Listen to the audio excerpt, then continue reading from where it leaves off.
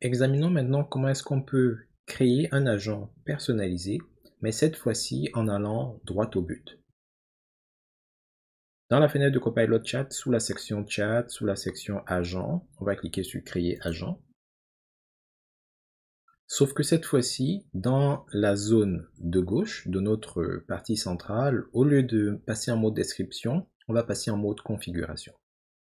Bien entendu, avant d'arriver ici, il faudrait que vous ayez une idée claire et précise de ce que vous voulez faire. Donc, pour le prochain cas, ce qu'on va faire, c'est créer un assistant dont le rôle va être de nous aider à reformuler des messages, des courriels, des idées. On imagine qu'on est dans un contexte d'entreprise et parfois on veut expliquer quelque chose à un collègue, à un gestionnaire, etc. Mais on voudrait s'assurer que la manière de l'exprimer est correcte, grammaticalement, que le ton est correct, pas peut-être trop défaitiste, ce genre de choses-là, que nos courriels sont clairs, directs, ce genre de choses.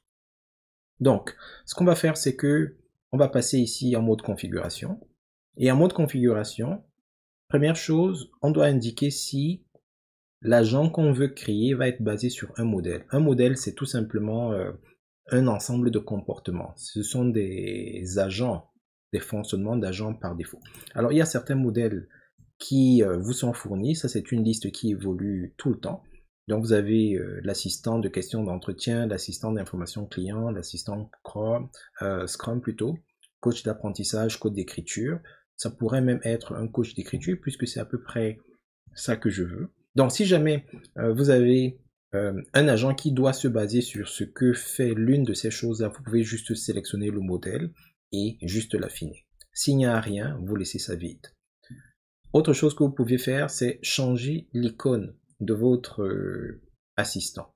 Donc par défaut, c'est cette icône. Vous voyez que Graphica Dansant, c'est cette icône qu'il avait, cet agent. Mais si vous voulez une autre icône, vous cliquez sur le crayon qui est là. Vous sélectionnez changer d'icône. Vous prenez une image, je vais par exemple prendre celle de Microsoft Copilot, et vous cliquez sur enregistrer, et ça va changer.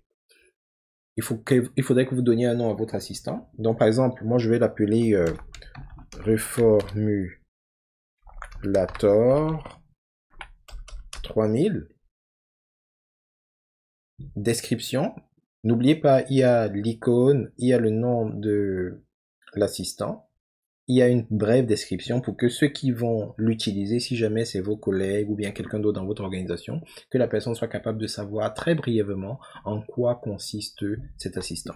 Donc, je vais par exemple mettre aide à reformuler des communications en entreprise, par exemple. Dans le volet instruction, c'est là que vous allez écrire votre requête, votre prompt, et c'est là que vous allez définir, entre guillemets, les règles d'affaires, comment est-ce qu'il doit se comporter, qu'est-ce que vous attendez de lui, comment est-ce qu'il doit gérer les données qui vont lui être transmises, etc. Donc, j'ai prévu un texte. C'est toujours plus simple lorsque votre texte est prévu en avance. Donc, je clique ici à l'intérieur et je colle. Soit dit en passant, cette description semble limitée à 8000 caractères. Ok, bon, ça a disparu, mais c'était là tantôt. Ok, 8000 caractères. Alors, qu'est-ce que moi je lui ai dit dans ce cas-ci?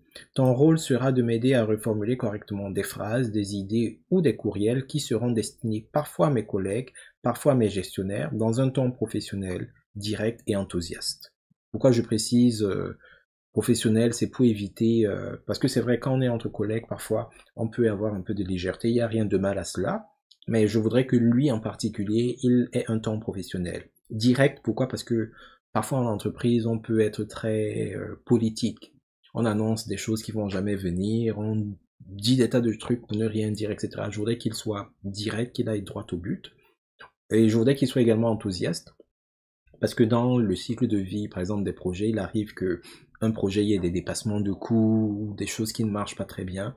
Donc, si vous ne faites pas attention, vous pourriez avoir un courriel qui est extrêmement défaitiste, extrêmement, les choses vont pas bien, blablabla. Donc, je voudrais qu'il reformule ça un peu pour qu'il y ait un peu plus de peps à l'intérieur. Ok. Je lui précise également que dans certains cas, j'aurais besoin qu'il m'aide à traduire le texte, si jamais on a des fournisseurs qui sont anglophones ou ce genre de choses. Très bien.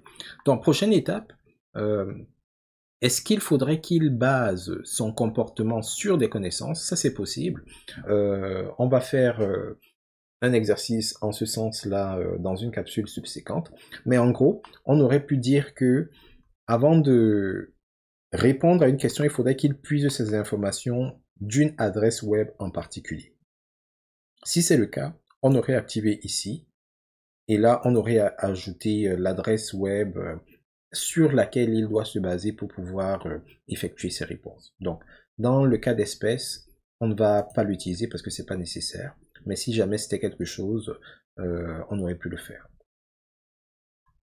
Finalement, nous avons ici là une zone pour les invites de démarrage. N'oubliez pas, les invites de démarrage, ce sont les petites requêtes qui apparaissent en dessous du nom de votre assistant et qui permettent aux gens d'avoir un point de départ si jamais ils n'ont pas d'idée claire sur ce qu'ils veulent faire ou de comment est-ce qu'ils devraient le faire. Donc par exemple, on pourrait dire, donc ici par exemple, je peux dire reformuler un texte. Et ici, le message, ce serait quelque chose du genre peux-tu m'aider à reformuler le texte suivant? Autre chose que je pourrais suggérer, c'est par exemple traduire en anglais.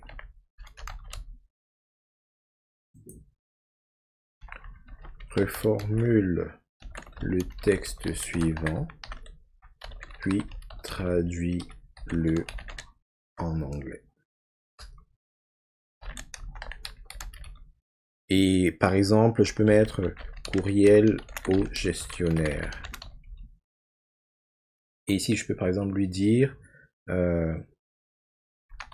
transforme le texte suivant en un courriel destiné à mes gestionnaires.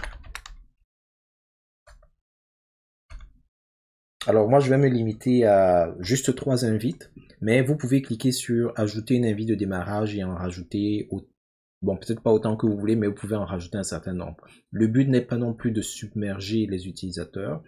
En règle générale sur Copilot, très souvent vous aurez 3 ou 6 suggestions de départ.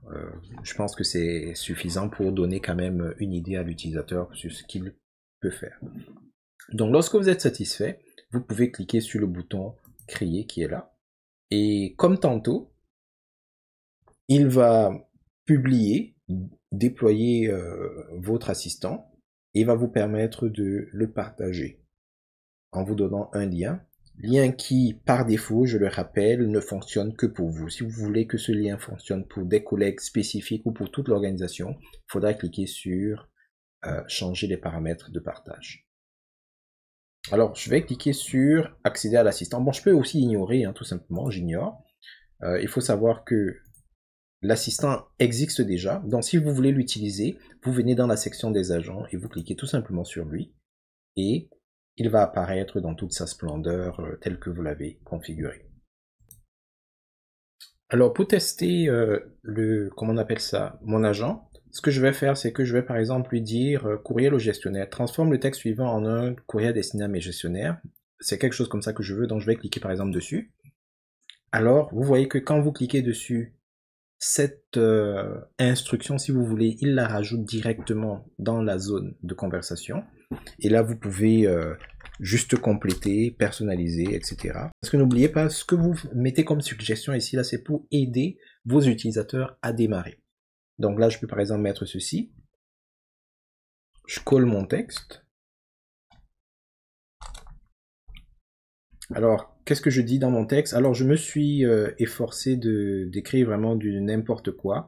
Comme c'est un courriel destiné au gestionnaire, je souhaiterais que ce soit politiquement correct, bien formulé, etc. Donc, je me suis exprimé anormalement ici. Donc, le projet patati patata est fini vraiment bizarrement. Beaucoup d'employés ont claqué. Vous voyez comment j'écris oh là là, attention, ont claqué la porte. Ça s'écrit pas comme ça, bien entendu. En partant sans regarder derrière. J'ai mis sans regarder derrière. Derrière, je l'ai écrit vraiment anormalement. On ne sait même pas où sont passés. Regardez comment j'ai écrit passer les fournisseurs. Je mets des tas de points d'exclamation. Même les gestionnaires ont fui sous les rouges. Heureusement, nous, le bas peuple, avons tenu bon, tel des samouraïs de l'Éternel. Et le système fonctionne de tonnerre. Nous sommes même surpris, tellement surpris que nous en sommes dépassés par les événements. C'est ouf, vraiment malade. Pour preuve, la semaine dernière, nous avons atteint la barre de 1 million de requêtes satisfaites. Nous avons aussi eu un taux de satisfaction des utilisateurs de 98,32%. Bon, bref, je lui demande de transformer le texte suivant en un courriel destiné au gestionnaire. Donc, si je fais suivant. Donc, déjà, c'était juste des idées que je lui ai transmises, mais là, il le transforme en un courriel. Donc, vous voyez que là, il a mis objet, bilan du projet, résilience et succès au rendez-vous. Vous voyez, des termes beaucoup plus élogieux.